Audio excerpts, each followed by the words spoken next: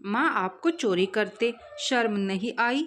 माला जी रसोई घर में अपने पति सौरभ के लिए चाय बनाने जा रही थी, तभी डोरबेल बजी और वो दरवाजा खोलने चली गई। जब दरवाजा खोला तो सामने बेटे और बहू खड़े थे। माला जी उनको देख थोड़ा आश्चर्यचकित हुई।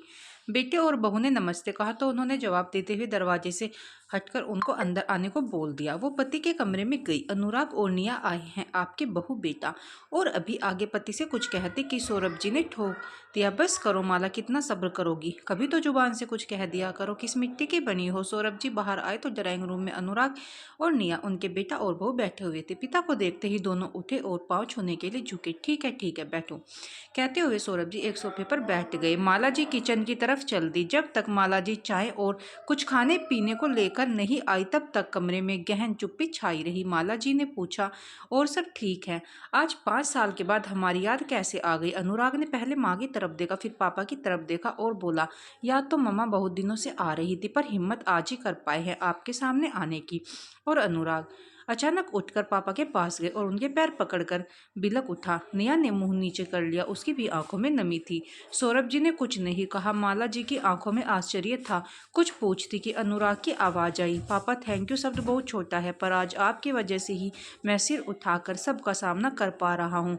अगर आपने वक्त पर हमारी सहायता न की होती, 35 लाख न दिए होते, तो पापा आज मैं जेल में होता। माला जी ने चौंक कर पति की तरफ देखा। 35 लाख कब दिए, क्यों दिए, ये मुझे नहीं पता और आपने मुझे बताया भी नहीं।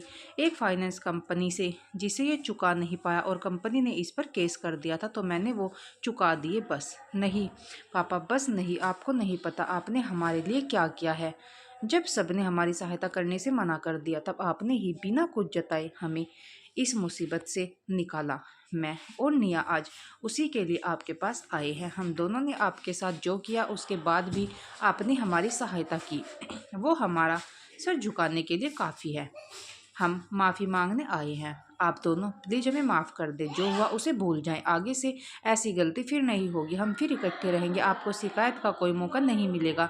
हम सौरभ जी ने हाथ उठाकर अनुराग को इशारा किया। नहीं, माफ़ तो मैं तुम्हें मरते दम तक नहीं करूँगा। तुमने मुझे कुछ कहा होता तो शायद मैं सह भी लेता, पर तुमने और तुम्हारी बीवी ने अपनी इस माँ पर सोने के कंगन की चोरी का इल्जाम ही लगा दिया।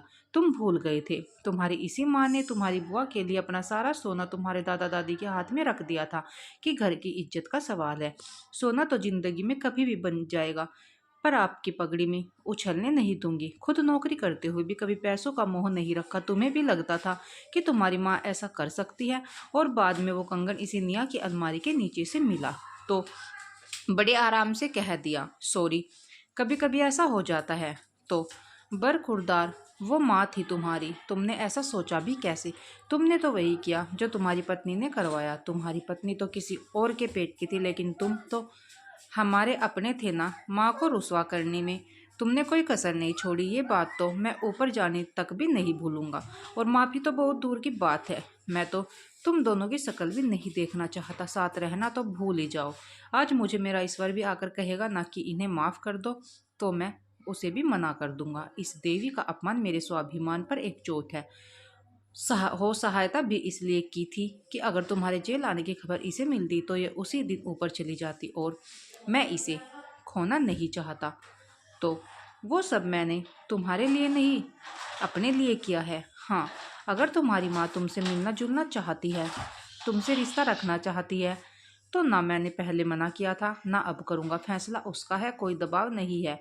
पर मुझसे तो तुम दोबारा जुड़ने की उम्मीद भी मत रखना। कहते हुए सौरभ जी उठकर घर से बाहर ही निकल गए। अनुराग ने माँ की तरफ देखा तो माला जी बोल उठी, बेटा शायद तुम्हें ये बात अभी नहीं समझ आएगी, पर जब तुम खुद बाप बनोगे तब समझोगे कि औलाद का एक गलत कदम ही माँ बाप को तोड़ने के लिए काफ़ी होता है।